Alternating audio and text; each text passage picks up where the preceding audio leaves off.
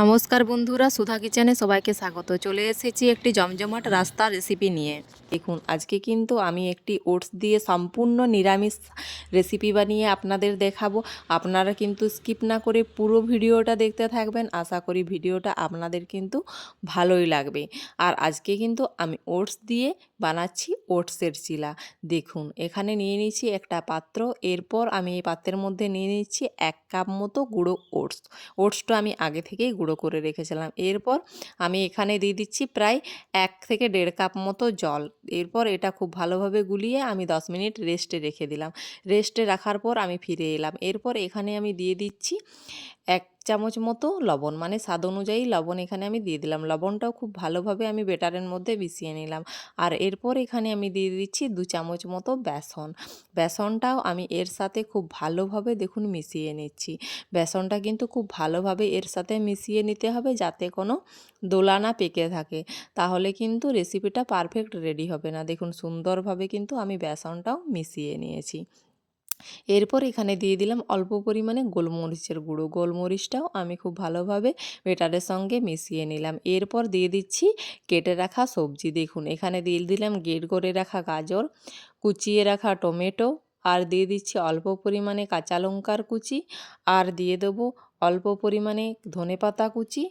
আর এরপর আমি খুব ভালোভাবে এগুলো মিশিয়ে নেব। দেখুন, সুন্দরভাবে কিন্তু আমি ভালোভাবে সবজিগুলো এটার সাথে মিশিয়ে নিচ্ছি। এরপর আমি এটা দেখুন কীরকমভাবে বানাচ্ছি, আপনারা দেখলেই বুঝতে পারবেন যে আমার বেটারের স্ট্রাকচারটা ঠিক কীরকম বানিয়েছি। দেখুন, আমি কিন্তু সুন্দরভাবে নেড়ে চেড়ে সবজিগুলো বেটারের সঙ্গে মিশিয়ে নিলাম। আপনারা কিন্তু এভাবে যদি এই ওটসের রেসিপিটা বানান, আপনাদের আশা করি খেতে খুব ভালো লাগবে। দেখুন, এরপর আমি গ্যাসের মধ্যে প্যান বসিয়ে দিয়েছি। এখানে দিয়ে দিলাম অল্প পরিমাণে সাদা তেল। এরপর সাদা তেলটা আমি প্যানের চারিপাশে সুন্দরভাবে কিন্তু ব্রাশ করে নিলাম। দেখুন, আমি খুব সুন্দরভাবে ব্রাশ করে নিয়েছি। এই দেখুন, আমার বেটারের স্ট্রাকচারটা ঠিক আমি এরকম বানিয়েছি। একটু পুরোই বানাতে হবে।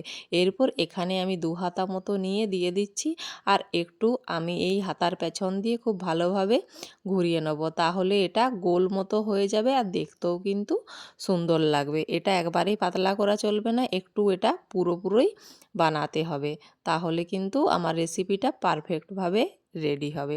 এরপর এটাকে ঢেকে রেখে দেবো প্রায় 2 থেকে 3 মিনিট মতো। মিডিয়াম টু লো হিটে এটা আমি 2 থেকে 3 মিনিট ঢেকে রেখে দিয়েছি। দেখুন, 2 থেকে 3 মিনিট পর আমি ফিরে এলাম। এরপর দেখতে পাচ্ছেন আমার উপরটা সুন্দরভাবে কিন্তু ড্রাই হয়ে গেছে। এরপর আমি এই উপর থেকে অল্প পরিমাণে সাদা তেল নিয়ে কিন্তু ছড়িয়ে দিলাম। এরপর এটা আস্তে আস্তে কিন্তু আমি উল্টে দেব। দেখুন, সুন্দরভাবে কিন্তু উঠে এসেছে। আমি উল্টে দিলাম। দুটো পিঠ কিন্তু একটু সময় ধরে আমি ভেজে নিলেই আমার রেসিপি কিন্তু রেডি হয়ে যাবে। দেখতে পাচ্ছেন কত সহজেই আমার রেসিপিটা রেডি হয়ে যাচ্ছে। আপনারাও কিন্তু টপ করে এটা বানিয়ে নিতে পারেন।